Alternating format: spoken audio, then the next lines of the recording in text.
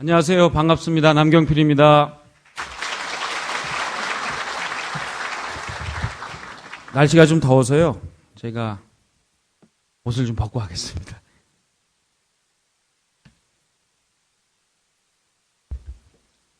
마이크는 따로 없나요?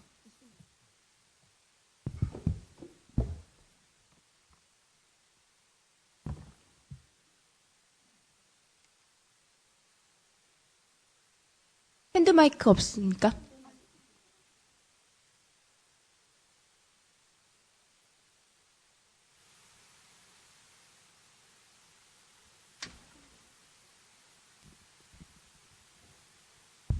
여러분 반갑습니다. 지금 9시가 아직 안 됐네요. 원래 9시부터 시작이죠?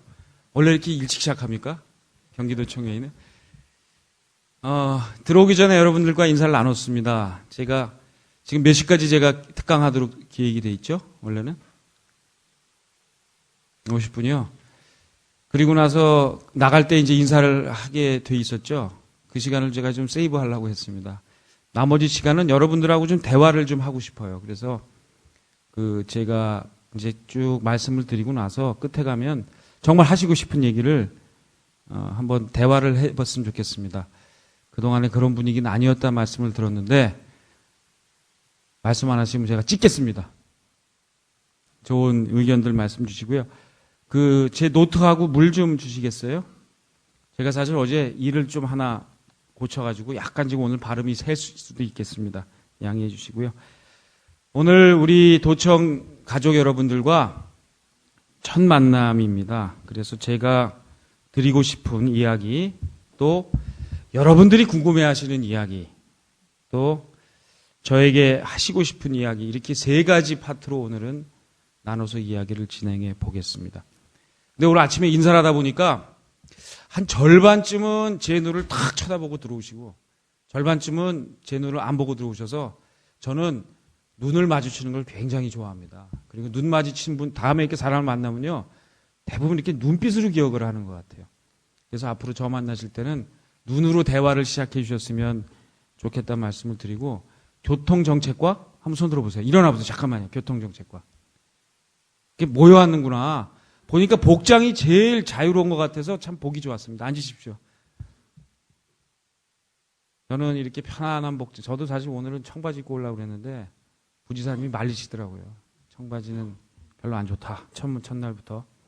제가 오늘은 여러분들하고 처음 만난 날이라 예를 갖췄습니다. 그러면 오늘 제 말씀을 물 안 줘요? 저는 여기 물을 많이 마십니다. 하루에 한 1.5리터에서 2리터 정도 물을 계속 마시거든요. 그리고 커피 외에는 거의 다른 음료수는 안 마시는 편이고요. 그래서 혹시 어디 제가 놀러 갔을 때 뭐 주시려면 콜라 이런 거 주지 마시고 물 주시면 됩니다. 이거 갖고 모자랄 거예요, 아마. 병으로 주세요, 앞으로는. 네. 그럼 먼저 준비한 영상을 보시겠습니다.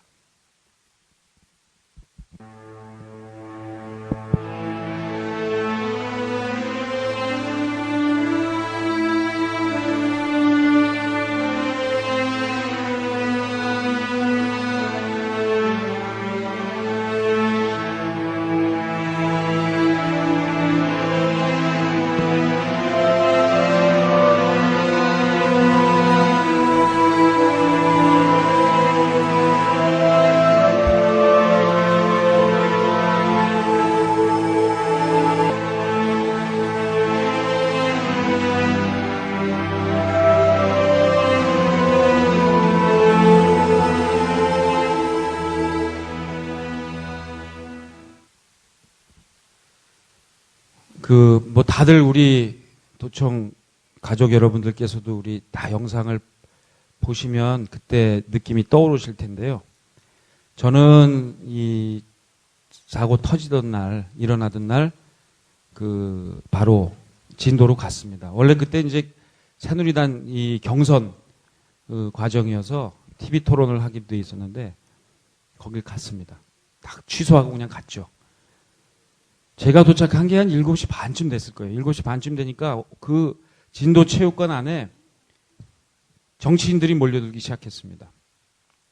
그래서 우리나라 유명한 정치인들은 다 왔습니다. 뭐 그때는 경황이 없을 때죠. 근데 정치인들이 막 오니까 가족들께서 아이들은 지금 물속에서 이렇게 잠겨가고 있는데 아무런 대책도 없이 우왕좌왕하는데 정치인들이 왔다 갔다 하니까 막 욕을 하세요. 한 10시쯤 되니까 정치인들은 대부분 다 갔습니다. 김문수 지사님하고 저하고 뭐 정병국 의원님 또 야당의 몇몇 정치인들이 이렇게 남아서 이제 밤을 지새우는데 제가 그날 제가 오늘 이 노트를 갖고 왔습니다만 이 노트가 지금 이 노트는 아닙니다. 이게 3권째 노트이기 때문에 제가 도지사 출마하면서 노트를 써기 시작해서 지금 3권째 노트를 쓰고 있거든요. 그 노트에다가 제가 그 날의 상황을 다 정리해 놨습니다. 딱 하나 느낀 건 뭐냐면 우리 정부가 너무 무책임하다는 거였어요. 준비가 하나도 안 돼 있다는 거였어요. 예를 들면 이런 겁니다. 지금 국정조사 특위에서 얘기들 하고 있는데요. 우리 특위위원님들이 당시 현장에 안 가 계신 분들이라 조금 현장감이 떨어질 수 있어요. 첫날 새벽이 되니까 이제 밤이 늦어지고 가족들은 얼마나 답답하겠어. 아이들이 그 안에 있는데 어떻게 속수무책이잖아요. 전 세계가 그 물이 이렇게 배가 뒤집어져가지고 이렇게 가라앉아 있고 그 안에서는 시시각각 아이들이 죽어가고 있을 텐데 그때 뭐 카톡도 막 날라온다는 별 그 현장에서 그런 게 많이 있었습니다. 근데 그곳을 지휘하는 컨트롤터가 아무도 없었어요. 새벽 3시가 지나가니까 다 없어졌습니다. 정말 우스운 얘기인데요. 있을 수 없는 제가 지휘를 했어요. 거기서. 체육관함을. 가족들께 멱살도 잡혔습니다. 막 야단도 맞고요. 얼마나 답답하겠어요. 입장을 놓고 제가 부모라도 아이들이 그 안에 있는데 정부는 아무 대책을 하지 못하고 있는데. 근데 그때 거기 남아있던 실무자 몇 분이 가족들이 막 얘기를 하니까 대답을 합니다. 뭐 몇 시부터 뭐가 준비되어 있습니다. 언딘에서 무슨 바지선이 오기로 되어 있습니다. 그리고 컴프레셔가 필요합니다. 제 자세한 말씀은 안 드릴게요. 지금 국정조사 중이니까. 근데요. 이게 다 거짓말이었어요. 불과 2시간, 3시간 이후에는 다 들통날 거짓말들을 한 겁니다. 하나도 준비되어 있지 않았대. 가족들은 저도 그래서 그분들한테 실무자들한테 얘기 듣고요. 가족들한테 설명을 했습니다. 아, 6시부터는 이게 된답니다. 그때 바지선 어디 있었냐면요. 목포에 있었어요. 이렇게 몇 차례 국민들한테 가족들한테 거짓말하고 나니까 완전히 그다음부터는 가족들이 아무것도 믿지 않아요. 저도 믿을 수가 없어요. 그렇게 첫날을 보냈습니다. 그 사이 아이들은 모두 목숨을 잃었죠. 그리고 그 이후에 24시간, 72시간 단 한 명도 그 이후에는 구조를 못 해냈습니다. 왜 이런 대참사가 일어났을까요? 뭐 여러 가지 이유가 있을 겁니다. 가장 현장에서는요, 일단 컨트롤 타워가 없었죠. 아까 그 사진에서 누군가가 딱 현장 지휘자가 책임을 지고 유리창 깨고 들어가라 라고 명령을 해서 들어가서 먼저 나왔으면 몇 명이라도 구했을 거예요. 근데 책임자가 없어요. 자신이 없는 거죠. 깨고 들어가면 더 빨리 가라앉을 수가 있으니까 누가 그 상황에서 책임을 지려고 하겠어요. 이건 이제 현장의 문제고요. 일어난 과정들을 보면 우리나라에 쌓여있던 그동안의 끼리끼리 나눠먹기, 기득권, 구태, 이게 그냥 짬뽕이 된 겁니다. 몽땅. 그래서 이런 사건이 터진 거죠. 그래서 저는 여러분들과 함께 우리가 세월호 참사를 겪었잖아요. 저는 선거 치른 사람입니다. 더 절실하게 느꼈어요. 현장에 민심이 얼마나 들끓는지 우리 도청의 가족들보다 더 많이 느꼈을 겁니다. 여러분들 똑같은 심정이실 거예요. 자, 그럼 이거 이렇게 겪고 났는데 우리가 바뀌어야 되겠죠. 보십시오. 이 세월호 사건이요. 대한민국 사회를 바꿀 겁니다. 정치권이 제일 많이 바뀔 거고요. 공직사회가 바뀔 겁니다. 이 변화를 우리가 그냥 다 하지 말고요. 우리가 이끌어 나가 봅시다. 그런 의미에서 저는 혁신 도지사를 이야기한 거예요. 그래서 혁신을 이야기하고 있습니다. 그럼 혁신이 뭘까요? 혁신은 국민의 명령인데 혁신을 과연 어떻게 해야 되는지. 저는 혁신의 시작은 자기 자신이 바뀌는 데서 시작한다고 생각합니다. 남한테 아무리 바뀌라고 해도 안 바뀝니다. 저 자신, 저는 도지사부터 바꾸겠습니다. 제가 갖고 있던 도지사로서 갖고 있는 기득권 내려놓을 겁니다. 그래서 저는 이따 말씀드리겠지만 흔히 그동안 했던 정무부지사를 야당에게 추천권을 드렸어요. 앞으로 공공기관 인사 이런 거 하는 과정에서도 우리 합의를 통해서 인사의 원칙을 정해지면 도지사는 거기에 따를 겁니다.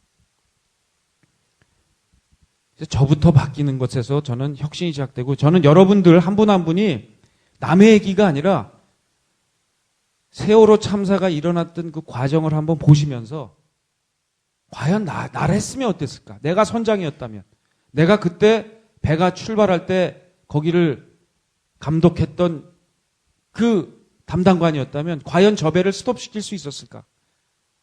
한번 자기 입장에서 내가 변할 게 무엇인가를 한번 따져봐 주십시오. 혁신은 절대로 남한테 손가락해서 시작이 안 됩니다.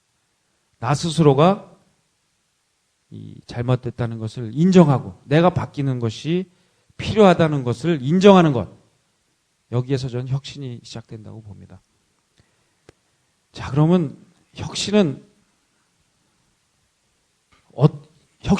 어떤 걸까요? 한번 보겠습니다.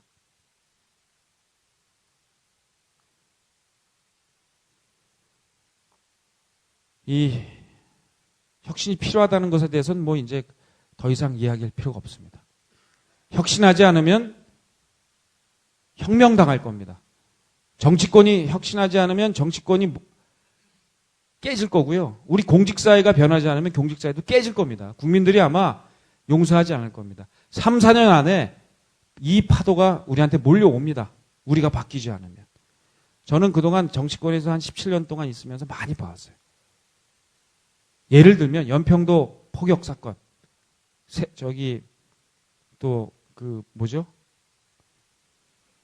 천안함 사건 이런 사건이 터지면요, 이게 그냥 그걸로 끝나지 않습니다. 여기에 여파가 옵니다.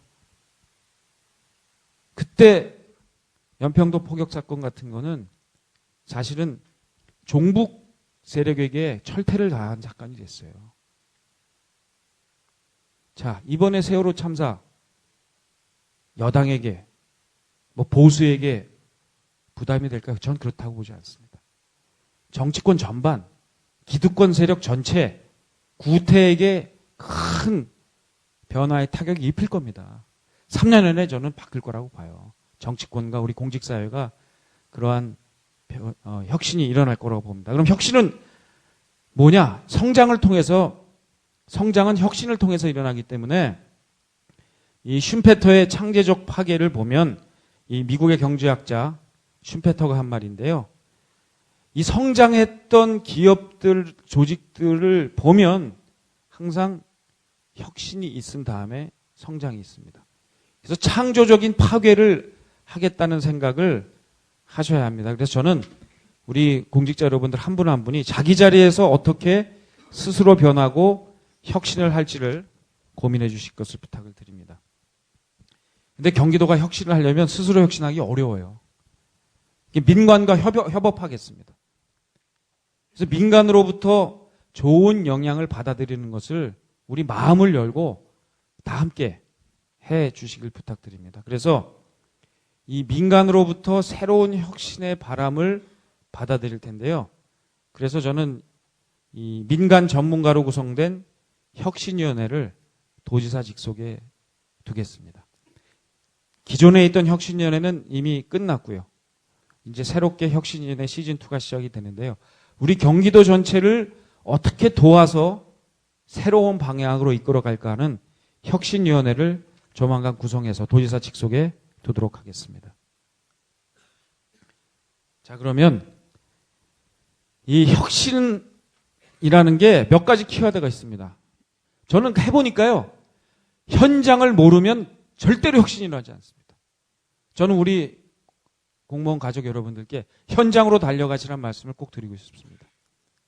제가 세월호 참사 현장에 있었기 때문에 안전과 관련된 재난 시스템을 어떻게 해야 될지에 대한 생각을 얻었습니다.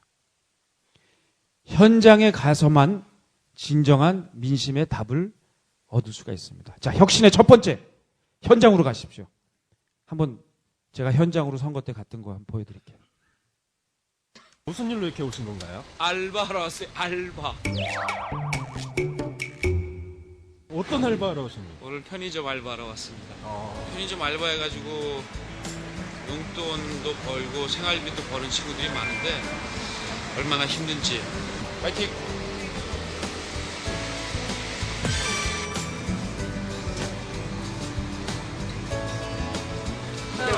바꿔도 눌러주세요. 여기 와서 많이 사 먹어. 에세 0.6. 에세 0.6. 좀 많이 배운 분이네. 예. 에세 0.1. 누구십니까? 저 도지사 후보 남경필입니다. 아, 낭정표 씨, 악수합시다. 네. 아, 나이 아이고. 타이레놀 찾아드릴게요. 시급이 나올까요? 시급이요? 하는 거 봐서. 하는 거 봐서 드려야죠. 환승 체계를 바뀌면서 수수료가 나오고.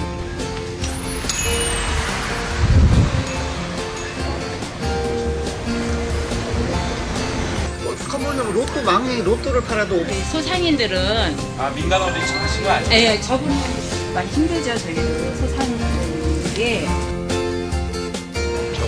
안 적으면 잊어먹자. 안 적으면 잊어먹자.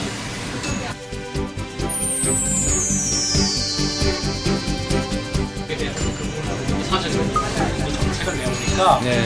이 모든 원장들이 동요를 하고 있어요.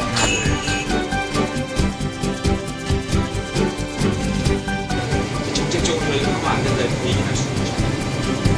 선거 때만 말고 이건 다 쇼로 보입니다. 솔직히 얘기해서. 그래서 딜에 역효과납니다. 이거.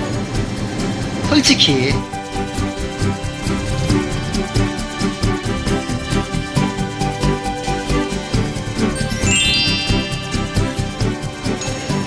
이런 것 좀 해결해 주세요 얘기를 하시는데 정말 정치가 이제는 현장으로 와야 될 것 같아요.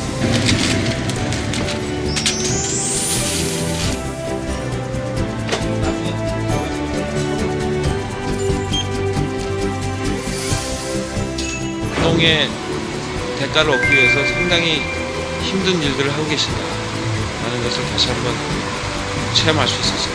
현장성을 잃지 않고 현장에서 나오는 목소리들을 정책에 반영하려는 노력을 해야 죽은 정치가 안 될 것 같고, 아까 점장님이 정말 좋은 말씀 해주셨어요. 왜 손님이 떨어지는지 나도 몰랐다. 알고 봤더니 내가 변하지 않아서. 이건 정치권에 주는 굉장한 메시지예요.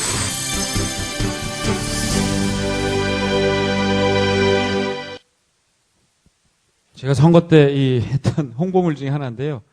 앞으로 도청에 우리 이런 그 영상을 계속해서 제가 현장에서 만들어낼 겁니다. 근데 이걸 왜 보여드렸냐면요. 저기 혹시 제 노트에 적다 보니까 그거 보셨어요? 우리가 지금 경기도청 일 중에 제일 잘한 것 중에 하나가 교통, 그 환승 할인 이거잖아요. 그래서 그 자랑을 했더니 저 편의점 주인은 짜증을 내는 거예요. 왜냐? 교통 환승 할인 카드 그 서비스를 거기서 충전해 주는데 수수료가 0.3%랍니다. 저는 그런 거 모르셨죠? 우리 국장님들 교통정책과에서도 아셨어요 혹시? 아세요? 근데 왜 그거 안 고쳐줘요? 뭐 문제가 있나? 그러니까 이분들 입장에서는 참 좋은 정책인데 사람들이 막 드나드는데 자기네들 한 달 내내 충전해줘야 한 3만 원 남는데 3만 원. 그러니까 그거는 이 수수료가 얼마나 수수료가 몇 퍼센트나 돼요? 전체적으로는요? 누군가 가져갈 거 아니에요 수수료를요. 그러니까 이걸 저는 나중에 도지사가 되면 수수료 부담을 우리 저기 국민들께 드리는 게 아니라 누군가 수수료를 가져가는 건데 로또는 5%랍니다. 0.3%와 5%의 차이는 어마어마한 거죠. 적정한 수준으로 이렇게 어렵게 일하시는 분들에게 과다하게는 아니지만 누가 하여튼 많이 가져가고 있는 거예요. 그거 누가 많이 가져가는지 잘 모르세요. 카드사가 얼마나 가져가죠? 예. 예. 0.3. 예. 카드 여기서는요. 그 가게에서는 그걸 하면은 이제 일손을 뺏겨서 좀 덜 하려고 그러는 경향이 많습니다. 그래서 카드사가 2.7%요? 이 전체가 2.5%인데 아, 카드사가 1.7 정도 가져요. 그거 좀 줄일 수 없나요? 저희들은 그거보다는 이제 전체적인 거를 도민들의 혜택을 주기 위해서 예. 카드 수수료 정책을 좀 더 낮추는 쪽으로 다 생각을 했었습니다. 아니 그것도 좋은데 지금 저 편의점을 운영하시는 우리 경기도민들이 무지하게 많습니다. 예, 그렇습니다. 서민들이에요, 저분들. 과거에는 좀 이렇게 편의점이 몇 개 없을 때는 저분들이 자산가였는데 제가 국회의원 할 때 저기를 했거든요. 경제민주화 실천 모임 하면서 저분들도 저희가 많이 도와드려서 그래서 의무적으로 24시간 열기로 했던 규약들 저희가 다 바꿔버렸어요.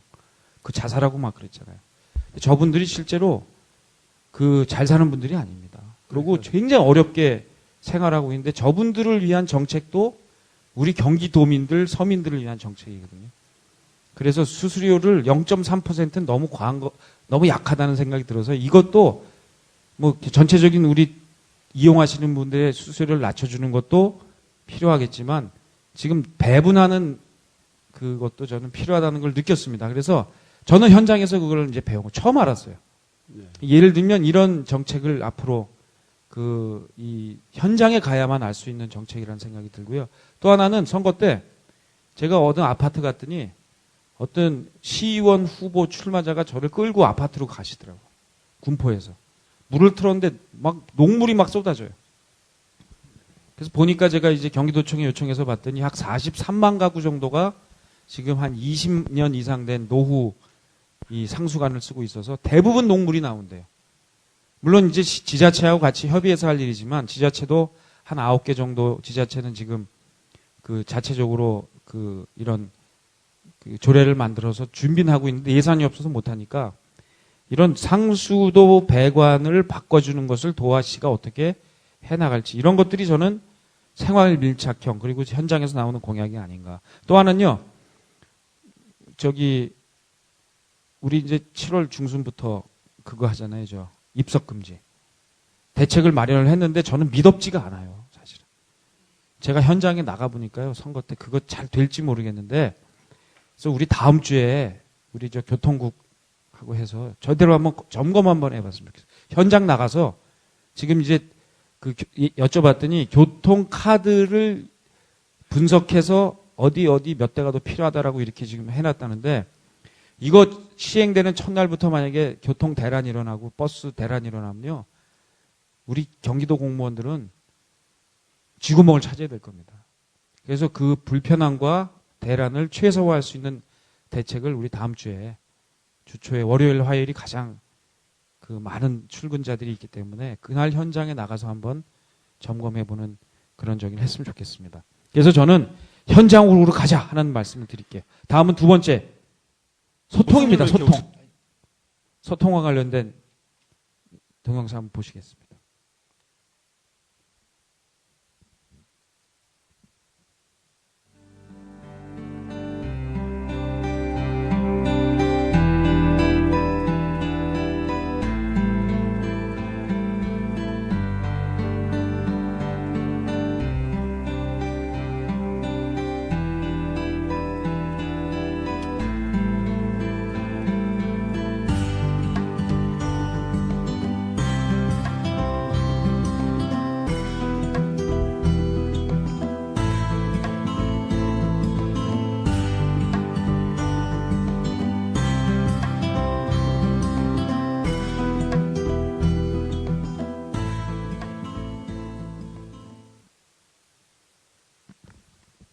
이제 선거 기간 동안 제가 이렇게 내내 적었는데요. 앞으로도 계속 적을 거고요. 여러분들 하시는 말씀 제가 다 적고 있습니다. 그리고 이 듣는 게 제일 소통의 기본이라고 생각합니다. 혁신을 하려면 우리 도민들한테 들어야 됩니다.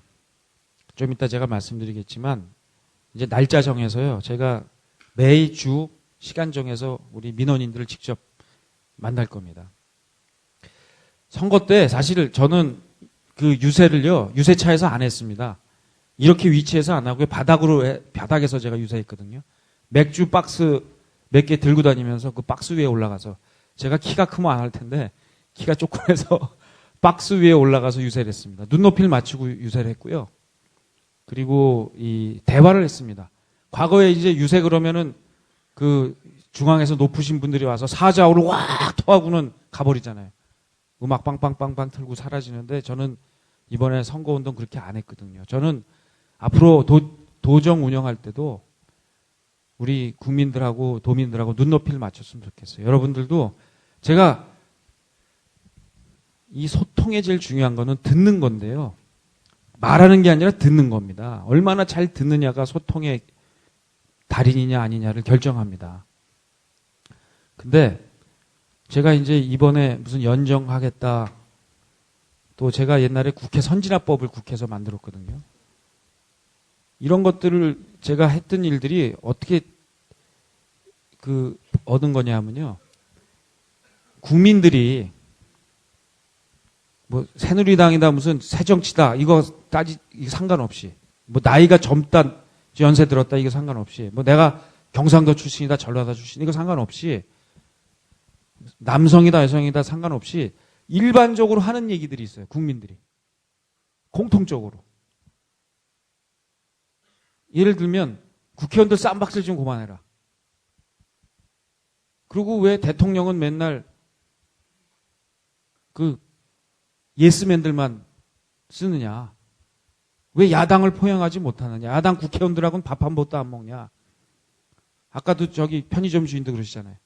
선거 때만 왔다 갔다 하지 말고 평상시 좀 알아. 제가 동영상이 하나 더 있는데 오늘 시간이 오래 걸쳐서 없앴는데 거기 뭐라 그러냐면요. 치킨집 주인.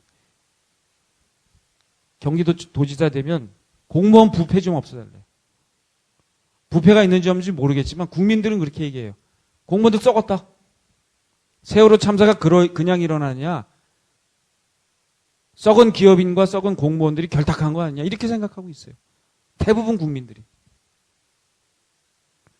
이런 얘기들 속에 이게 바로 상식입니다. 이건 무슨 정당 지지하고 무슨 나이하고 전혀 상관이 없습니다. 모든 국민들이 이렇게 얘기하는 것이 바로 상식이고요. 그것을 받아들여서 해결하는 게 혁신입니다. 혁신이 멀리 있지 않습니다. 일반 국민들이 누구든지 하는 이야기. 공무원들한테 뭐라 그러냐면 지네가 서비스를 해야 되는데 지네가 서비스를 받으려고 한다는 거예요. 고객이 왕인데 자기네들이 왕인 줄 안다는 거죠. 이런 것들을 바꿔내는 것이 저는 혁신이고요. 그 혁신은 바로 일반 국민들이 특별한 사람들이 원하는 게 아니라 대부분의 국민들, 한 80%의 국민들이 원하는 것. 그것을 잘 받아들여지는, 잘 듣는 그러한 우리 도청이 됐으면 좋겠습니다. 그래서 제가 혁신이 토론 업무 하는데 어떤 우리 공직자 한 분이 그런 얘기 하시더라고요. 주제 넘은 얘기지만 이런 말씀 드리겠습니다. 이런 주제 넘은 거 하나도 없습니다. 이제 앞으로. 직도 상관없습니다. 다만 현장을 제일 많이 알고 도민들의 얘기를 제일 많이 들은 분들의 얘기는 직급이나 이런 거 아무 상관이 없습니다. 그래서 가장 현장과 민심을 아는 분들로부터 앞으로는 보고를 받도록 하겠습니다. 다음 이제 통합입니다. 이 혁신이 왜 통합이 중요하냐면요. 저는 선거 치르는데 50대 50으로 끝났어요. 반올림하면 0.8%인 거 아시죠? 50.4대 49.6. 반올림하면 50대 50입니다. 전 딱 절반. 저를 지지하지 않으신 분이 절반이에요. 요즘 대한민국의 수도권 선거의 대부분은 49대 51. 좀 많이 벌어지면 52대 48. 이렇게 차이가 나서 결판이 납니다. 그러니까 아마 이 중에서도 아마 새누리당 지지하시는 분하고 새정년 지지하시는 분하고 또 진보정당 지지하는 분이 다 있을 거예요, 이 안에. 아마 표결도 저 안 찍으신 분이 더 많을 수도 있어요. 그렇죠? 근데 선거 결과가 이렇게 나왔는데 사실 우리나라 권력 구조는 어떻게 됐냐면요. 이긴 사람이 다 가져갑니다. 선거는 52대 48로 끝났는데 권력은 거의 90% 가져가거든요. 이러니까 싸움박질이 나는 겁니다. 죽기 살기로 하고요. 그래서 저는 여야를 합할 생각입니다. 나중에 시간이 되면 우리 독일의 메르켈 총리의 리더십을 한번 독일의 시스템에 대해서 말씀드릴 기회가 있기를 바라는데요. 이번 독일 올림픽에 브라질 월드컵에 유일하게 세계 정상 중에 브라질 가서 논 사람이 누군지 아세요? 기억나세요? 중계방송. 메르켈 총리입니다. 독일 총리. 우리 박근혜 대통령도 못 갔잖아요. 오바마 대통령도 못 갔습니다. 아베, 시진핑 아니 출전을 못했으니까 못 갔습니다. 메르켈 총리만 가서 독일 축구 대표팀하고 놀고 웃고 떠들고 경기 보고. 메르켈이 할 일이 없어서 그랬을까요? 왜 가능하냐면 메르켈 총리는 독일은 시스템으로 연정을 합니다. 딱 선거 끝나고 나면 독일은 아예 시스템으로 50%못 넘게 만들어놨어요. 거의 불가능하게. 그래서 어떤 때는 소연정, 표가 조금 필요하면 소연정, 표가 많이 필요하면 대연정. 소연정은 비슷한 사람들끼리 연정하고 대연정은 아예 그 진보, 보수, 좌우가 같이 연정을 합니다. 이번에 메르켈 총리가요. 선거에서 거의 50%를 다 해서 참모들이 선거 한 번 더 치르자. 조금만 더 얻으면 우리가 그냥 단독 집권이 가능하다. 역사상 없었던 단독 집권이 가능하다고 그래서 꼬셨습니다. 메르켈이 노. 소연정도 안 하고 대연정을 했습니다. 그래가지고 야당에게 장관을 6자리인가 줍니다. 그리고 이 좌파의 그 가치 중 정책들을 대폭 받아들입니다. 지금 메르켈 총리 지지율이 얼마인 줄 아세요? 80%입니다. 80% 이상의 국민들이 메르켈 총리를 지지합니다. 권한을 다 나눠줍니다. 야당이 주장했던 것 중에 공통적인 걸 받아들입니다. 그러니까 메르켈 총리는 저희 가서 놀아도 되는 겁니다. 자기하고 연정한 장관들이 다 열심히 자기 분야에서 일을 하고 있어요. 메르켈 총리의 저 모습을 보는 세계인들이 뭘 느꼈을까요? 아, 독일은 진짜 농땡이 나라다? 그게 아니죠. 야, 얼마나 저 나라는 안정돼 있고 자기가 알아서 권력이 분산되어 있는 저는 그걸 보고 그걸 느꼈어요. 제가 연정을 하려는 이유도 그런 겁니다. 제가 50%밖에 지지를 못 얻었는데 제 마음대로 저 하고 싶은 대로만 가면 상대방 김진표 후보 찍었던 분들이 동의를 안 할 거 아니에요. 근데 들여다보니까요. 별 차이가 없어요. 보육교사 문제 이번에 세게 붙은 거 아시죠? 공통점은 이겁니다. 보육교사의 처우를 개선해야 되겠다는데 우리가 공감대를 형성했어요. 이번에 네거티브 별로 안 했잖아요. 경기도에서는. 저는 네거티브 한 번도 안 했습니다. 안 한 이유가 첫 번째, 제가 네거티브 할 자격이 없다고 저는 생각을 해요. 솔직히 남들한테 돌돌 짖는 사람 몇 명이나 됩니까? 그리고 네거티브라면 뭐가 문제가 생기냐면요. 선거 끝나고 나서 상대방의 마음을 잡을 수가 없어요. 네거티브 세게 해놓고 이긴 다음에 상대방한테 손잡자 그러면 안 받아들이죠. 상대방 지지한 사람들도 상처를 입습니다. 노무현 대통령이 집권하고 나서 왜 고생했는 줄 아세요? 한나라당이 협조 안 했잖아요. 심지어는 막 개구리라고 놀렸잖아요. 그 이유 중에 하나는 여러 가지 한나라당이 잘못한 점도 있지만 또 이유 중에 하나는 이회창 후보에 대해서 병풍 이런 걸로 네거티브를 해서 당선되니까 동의를 안 한 겁니다. 한나라당 지지자들이. 그러니까 국가가 하나로 합해질 수가 없어요. 그래서 제가 네거티브를 안 한 건데 저는 선거 전부터 이렇게 여야가 힘을 합해야 되겠다는 생각을 했습니다. 그래서 정무부지사를 야당에다가 이렇게 추천을 받았는데요. 앞으로 저는 의회 관계도 그렇게 갈 겁니다. 저는 의회주의자입니다. 의회와 여러분들 열심히 일해 주십시오. 저는 여러분들의 인사 문제에 대해서 의회가 굉장히 큰 고민을 하고 있더라고요. 천장을 깨 없애자. 그리고 이 고시 보신 분들과 고시 보시지 않은 분들 너무 차별이 심하다. 그 다음에 중앙, 도, 시군, 인사교류 이것도 문제점들이 있다. 이런 얘기들을 도의회에서 합니다. 그럼 저는 도의회에서가 태스크포스팀 꾸려서 안을 만들어 달라고 그럴 거예요. 여야가 합의하는 내용이면 저는 물론 여러분들이 들어가셔서 그 안에서 의견을 개진할 통로를 다 마련해 드리겠지만 이렇게 의회에서 여야가 합의로 만들어진 아젠다는 저는 거의 다 수용할 겁니다. 의회를 존중하면서 저는 갈 거거든요. 그래서 이렇게 이 통합을 하려고 할 거고요. 승자가 모든 것을 다 가져가기 때문에 싸움하기 때문에 전 승자가 모든 걸 가져가지 않을 겁니다. 제가 내려놓을 수 있을 만큼 다 내려놓을 거고요. 그래서 제가 이거 하는 이유는요. 경기도뿐 아니라 경기도에서 이게 시작이 되잖아요. 대한민국이 바뀝니다. 경기도의 스탠다드가 경기 스탠다드가 코리안 스탠다드가 되고요. 저는 그렇게 되면 이게 글로벌 스탠다드가 될 수 있다고 봅니다. 특히 요즘 아시아권에서 대한민국의 문화, 파워가 세거든요. 스탠다드를 지배하는 나라가 선진국입니다. 중진국은 상품을 수출하지만 선진국은 이 스탠다드를 수출합니다. 저는 우리 경기도에서 시작한 새로운 스탠다드가 대한민국과 글로벌 스탠다드가 되도록 만드는 게 제 목적이고 이제 변화가 옵니다. 경기도에서 한번 만들어 볼 생각이고요. 여러분 그래서 혹시 답답하시더라고요. 부지사 언제 오는 거야? 솔직히 여러분하고 상관도 없잖아요. 별로. 조금씩 저희가 늦게 가더라도 통합을 해서 가는 게 훨씬 빠른 길이라는 생각을 갈 테니까요. 그렇게 이해해 주셨으면 좋겠습니다. 네 번째, 앞으로 혁신의 또 하나의 방향은 데이터입니다. 그동안 감으로 했습니다. 그래서 저는 현장에 나가서 도민들의 말씀을 많이 들으시고요. 그 다음에 거기서 들은 이야기들을 데이터로 백업해 드릴게요.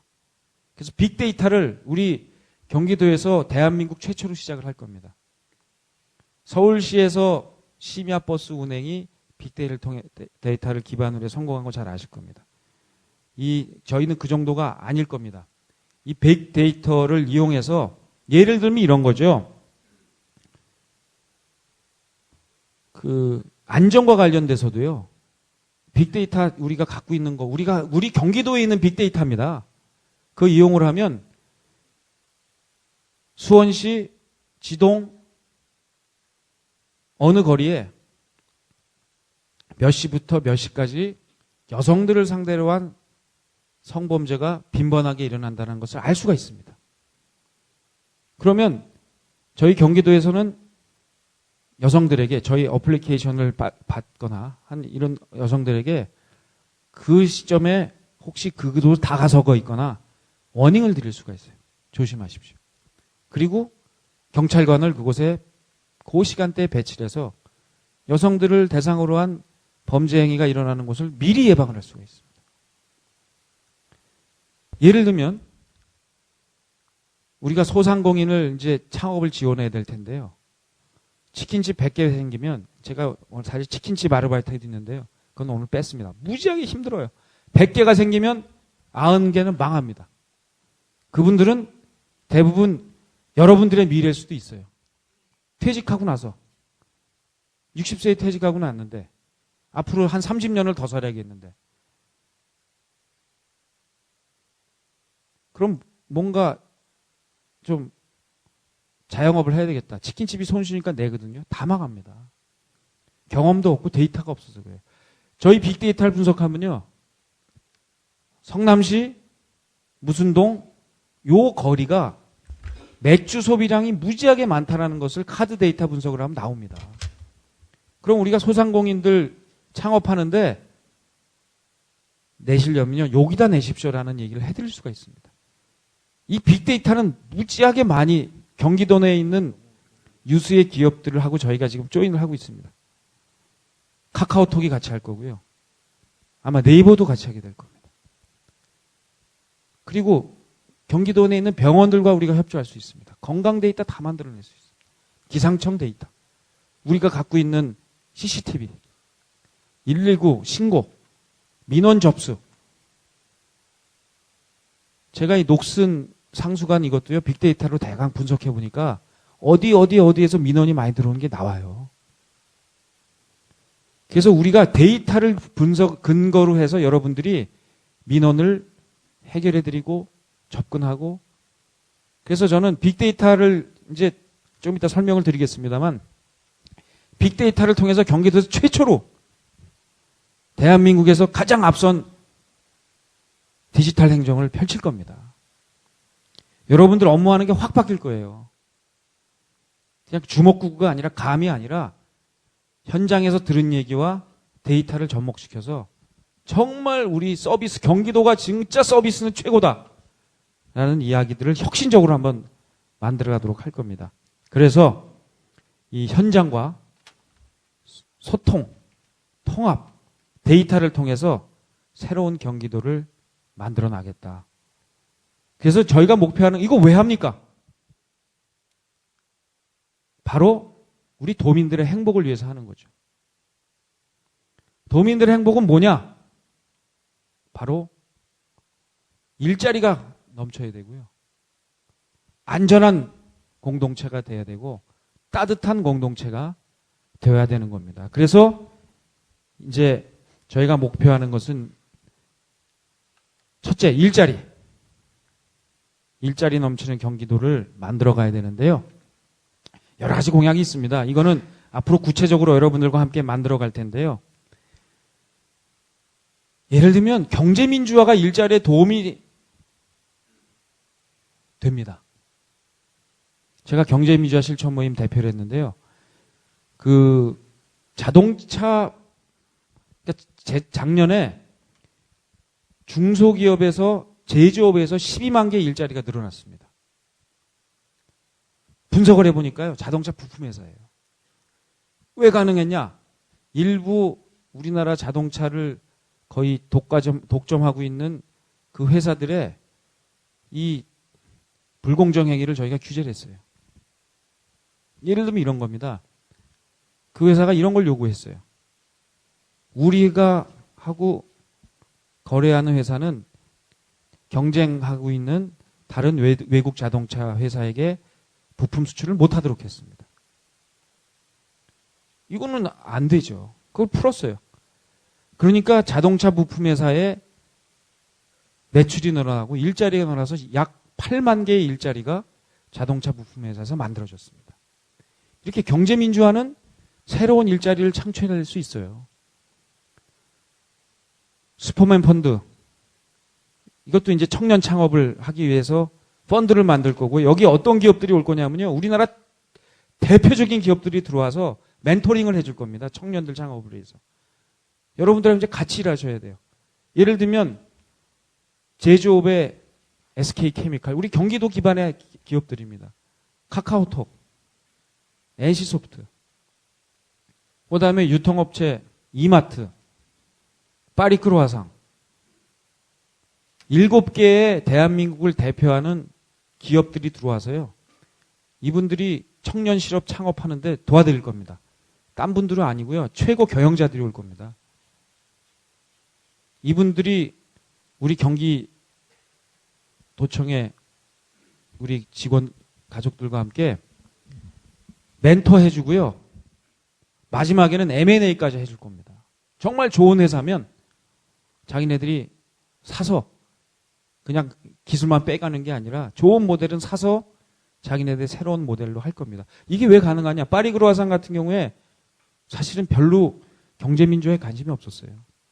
근데 중소기업 그 적합업종 걸리면서요, 이제 저기를 못 냅니다, 더 이상. 파리바게트 이 분점을 못 내게 돼 있습니다. 그러니까 이분들이 생각을 바꾼 거예요. 아, 우리가 이제 이렇게 못하니까 이 창업을 하는데 도와주자 해서 저희하고 같이 할 겁니다.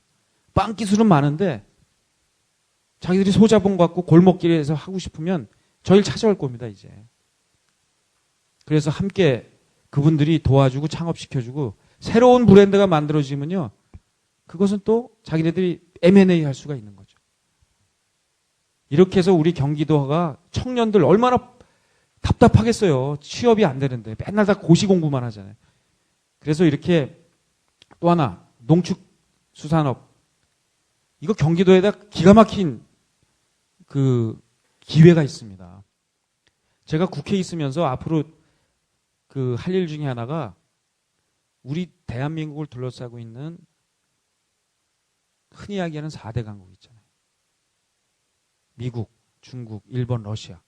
이게 북핵 해결하는데 육저회담 당사국입니다. 우리나라가 역사적으로 이 사람들 때문에 굉장히 고생했잖아요. 통일하려면 이 사람들이 동의해줘야 됩니다. 가장 우리가 경제 교역도 많은 나라들입니다. 제가 이 나라들하고 국회에 오래 있으면서 여기 새로운 지도자들하고 오랜 교분을 쌓았어요. 제가 7월 중순 이후에 미국을 갈 겁니다. 그래서 투자 유치도 하지만 우리가 함께 통일을 얘기할 미국의 지도자들, 젊은 주지사들, 앞으로 대통령 후보가 될 만한 주지사들, 대한민국 정책에 영향을 미칠 수 있는 이런 사람들을 만날 거예요. 중국도 마찬가지입니다. 2022년 이후에 중국의 주석이 될 만한 이러한 지도자들, 러시아, 일본. 그러면서 제가 팔로도 열 거예요. 예를 들면 우리 경기도 농업에 가장 저는 가능성이 있는 건 중국입니다. 중국. 우리 경기도에서 앞으로 아주 좋은 양질의 우리 농수산물을 가공을 해서요. 아침에 생산하는 거를 점심쯤에는 상해나 광동, 광저우의 중산층 이상의 부자들한테 식탁에 올려주는 거예요. 이런 것만 하면 저는 경기도에도 충분한 농업 일자리가 만들어질 수 있다고 생각을 합니다. 자, 다음은 안전입니다. 이 안전을 위해서 아까 말씀드린 대로 빅데이터 재난안전센터를 설치를 할 겁니다.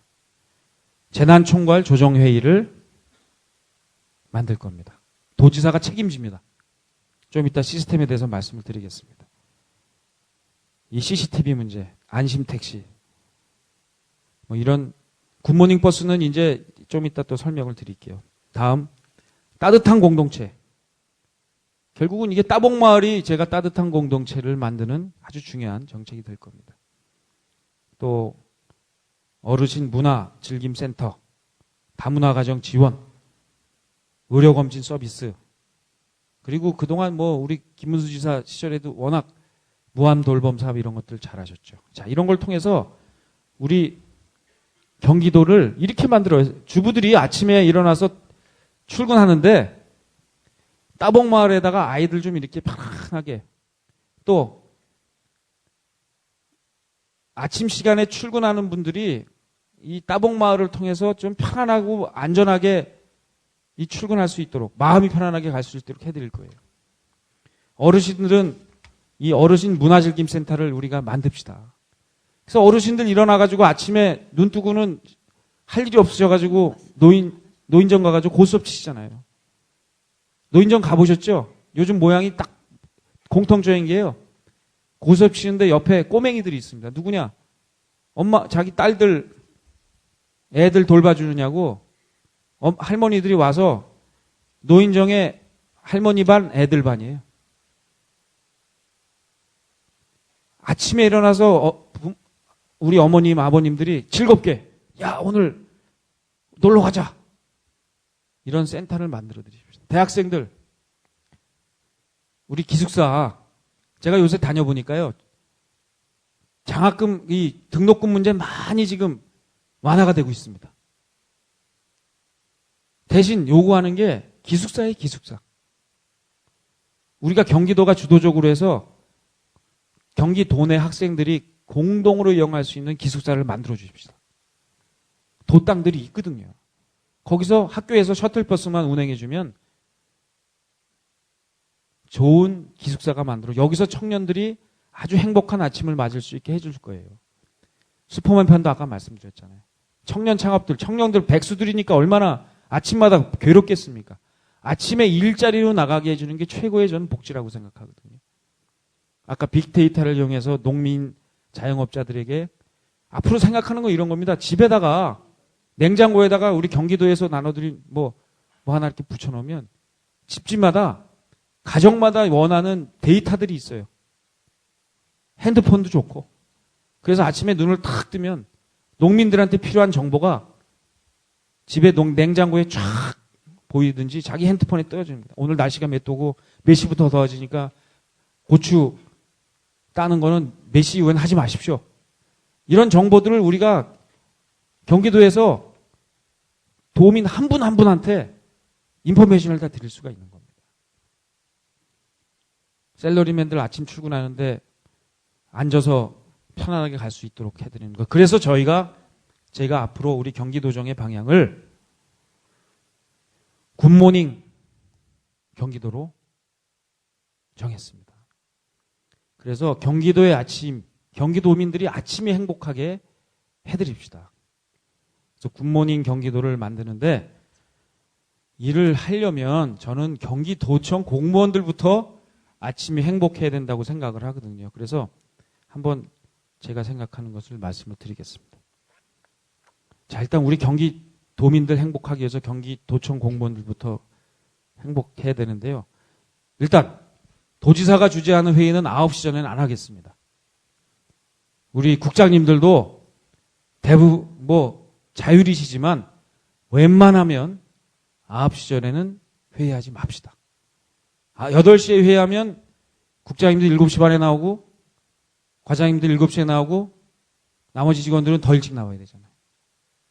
자, 우리 9시 전에는 회의 안 합시다.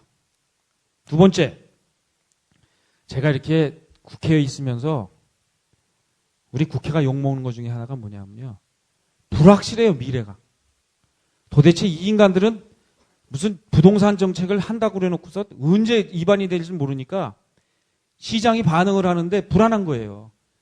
그래서 제가 보니까 힘든 게 뭐냐면 미래가 불확실하면 힘듭니다. 되도록이면 저는 결정된 사항은 바로바로 알려드릴게요. 그래서 인사도 이번 정기 인사까지는 최소한도의 인사만 하겠습니다. 어쩔 수 없이 해야 되는 인사 외에는 우리 공공기관은 약간 다르길지도 모르겠지만 우리 도청 인사는 연말 정기 시즌에 가서 하도록 하겠습니다. 공기업 재취업 문제, 관폐라는 얘기를 하는데 전 관폐라는 말을 쓰고 싶지 않고요. 우리 공무원들의 공공기관 재취업 문제도 기준을 마련하겠습니다. 지금 여야가 협상을 하고 있습니다. 연정을 위한 협상. 거기다 제가 아젠다를 올렸어요. 흔히들 얘기하는 관폐화 문제 싹 없애면 좋죠. 근데 현실적으로 그렇게 제도가 안 되는데 어떻게 없앱니까? 그러나 이걸 계속 가지고 갈 겁니까? 안 되죠. 그래서 우리 공무원들이 공공기업에 재취할 수 있는 기관과 그렇지 못하는 기관을 기준을 나눌 겁니다. 그래서 여기는 공무원들이 재취업하면 안 되는 기관, 여기는 해도 되는 기관, 해도 되는 기관에는 어떤 경력을 가진 공무원이 가는 게 좋겠다라는 것을 기준을 마련을 해서 공표를 하겠습니다. 그러면 그런 공공기관에 가고 싶은 분들은 그런 기준에 맞춰서 경력 관리를 하십시오. 그리고 도지사는 그 기준에 따라서 인사를 하겠습니다. 그리고 앞으로 SNS를 통해서 여러분들 한 분 한 분과 직접 대화를 하겠습니다. 그 방법은 지금 소프트웨어도 개발하고 있고요. 방식을 만들어서 여러분들 한 분 한 분과 도지사가 대화할 수 있는 그러한 창구를 만들겠습니다. 자, 그러면 여러분들께서 궁금해 하시는 이야기 정리를 좀 해드리겠습니다. 먼저 그 예방점검 대응 복구 재난안전 업무 시스템과 관련돼서 조직 개편안을 말씀을 드릴게요. 이 소방재난본부에 안전기획관을 설치를 하겠습니다. 상급입니다. 그래서 이 도지사 직속으로 지금 현행은 이렇게 돼 있죠. 조정안은 소방재난본부 밑에 안전기획관을 설치하고 그 밑에 기동안전전범관을 실시해서 그 예방과 이 대응, 재난 구조 활동은 우리 도지사 직속의 소방재난본부로 일어나겠습니다. 그리고 이 평상시에 또 복구하는 업무 이런 것들은 여전히 행정부의 행정에 도움이 필요하기 때문에 그렇지만 이렇게 제가 팽목항 가서 진도에서 느낀 건데요. 컨트롤 타워가 일원화되는 것이 좋다고 생각을 합니다. 우리 이 부지사님들하고 국장님들하고 토론을 거쳐서 격론이 있었습니다만 이렇게 앞으로 시스템을 바꿔 나가도록 하겠습니다. 그리고 이 모든 책임은요, 도지사가 집니다. 도지사가 책임을 지는 그러한 안전 시스템을 만들어 가겠습니다. 두 번째, 굿모닝 버스입니다. 이 굿모닝 버스는요, 저희가 이제 건설국을 교통국과 건설국으로 분리하겠습니다. 그래서 그 교통국 건설하고 나면 한번 다음 페이지 보여주시죠. 택시 정책과 버스 정책과를 이렇게 만들어야 할 것 같습니다. 그래서 이제 굿모닝 광역버스, 멀티 환승센터 설립, 버스 준공영제 이런 것들 대중교통의 공공성을 확대할 거고 아까 말씀드린 대로 7월부터 광역버스 입석 금지가 되기 때문에 이 준비를 철저히 해야 될 거고요. 이 과정을 여론 수렴을 다 할 겁니다. 봐서 이번에 만들어지는 입석 대책이 충분히 훌륭하면 그냥 이대로 갈 거고요. 이거 안 되겠다 하면 멀티 환승센터를 추진을 하는 굿모닝 버스제를 도입을 할 예정입니다. 그래서 일단 입석 금지가 혼란이 오지 않도록 준비를 철저히 하고 그러고 나서 한 몇 개월 정도를 잘 모니터링을 해서 평가를 한 다음에 이걸로 안 되겠다 싶으면 제가 공약했던 굿모닝 버스를 위한 멀티 환승센터 터미널 추진을 하도록 하겠습니다. 빅파이 프로젝트입니다. 다음 페이지 넘겨주시죠. 빅파이 프로젝트는요, 이게 왜 빅파이냐면요, 빅데이터를 후리로 인포메이션 제공하겠다 해서 빅파이입니다. 이 빅파이 프로젝트는 도지사 직속으로 TF팀을 만들 겁니다. 민간 전문가들이 대부분 아주 대한민국 최고의 전문가들입니다. 놀랄 정도로 다양한 기업에서 참여를 원하고 있습니다. 그래서 이렇게 TF팀을 구성을 해서요, 도지사 직속으로 두겠습니다. 그래서 제가 직접 토론을 할 거고요. 토론이 어느 정도 숙성이 되면 컨텐츠진흥원으로 이관을 해서 앞으로 준비를 하도록 하겠습니다. 그리고 나서 정말 잘 준비가 되면 새로운 기관을 설립할 수도 있습니다. 다음은 따봉마을입니다. 따봉마을도 도지사 직속으로 TF팀을 신설하겠습니다. 이게 이제 복지국하고 문화국하고 환경국하고 이렇게 세 국에서 한번 해보겠다 기획서를 내주셨어요. 감사하게도 지난번 토론 과정을 통해서. 근데 제가 이걸 받아보니까요, 세 분 다 훌륭해서 어느 한 곳에서 맡기기가 참 어렵더라고요. 그리고 이게 전반적인 그 업무 조정이 필요하기 때문에 기조실장께서 총괄을 하셔서 이 준비 도와주셔야 될 것 같습니다. 직속으로 따봉마을 TF를 신설을 해서 이것도 정책 숙성이 어느 정도 되고 나면 경기개발연구원으로 이관을 해서 우리 기조실장님이 도와주시는 과정 속에서 추진을 해 나가도록 하겠습니다. 이것도 진행 과정 속에서 필요한 기관이 있을 수 있을 것 같습니다. 기관만 새로 만드느냐 그렇지 않습니다. 앞으로 공공기관에 대한 구조조정도 조만간 설명을 드리도록 하겠습니다. 다음은 우리 경기 북부 지역 발전입니다. 우리 의정부에서 오늘 이렇게 여러분들 만나 뵙는 이유도 이 경기 북부가 너무 낙후가 돼 있어서 정말 가보니까 연천, 뭐 이런 포천, 동두천 이런 쪽은 너무 양주 이렇게 낙후가 돼 있던데요. 그래서 이제 경기 북부 10개년 발전 계획을 저희가 추진할 겁니다. 통일경제특구가 온 후반기 국회에서 통과되도록 예정이 돼 있는데 참 국회가 믿을 수가 없어서 하여튼 그래도 이 법이 통과될 수 있도록 최선을 다하겠습니다. 그래서 이것도 북부 발전 전략은 GRI에서 중점 연구하도록 그렇게 할 것입니다. 이 규제 합리화 관련돼서는 우리 수도권 규제 합리화를 할 거고요. 이미 그 중앙부처에다가 이거 한꺼번에 풀기가 어려워서 우리 군 단위부터 좀 풀어달라는 요청을 했습니다. 그래서 적극적으로 검토를 해 주시겠다는 말씀을 해 주셨고요. 또 하나는 규제 합리화하는데 우리 먼저 도부터 좀 없앱시다.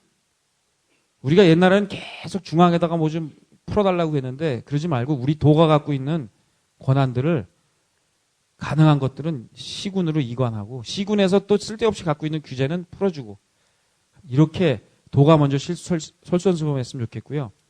보니까 우리 도청 공무원들 너무 열심히 밤늦게까지 일하시는데 권한을 좀 이렇게 이양해 주시면 업무 시간도 상당히 효율적으로 쓸 수 있지 않을까 이런 생각을 해봅니다.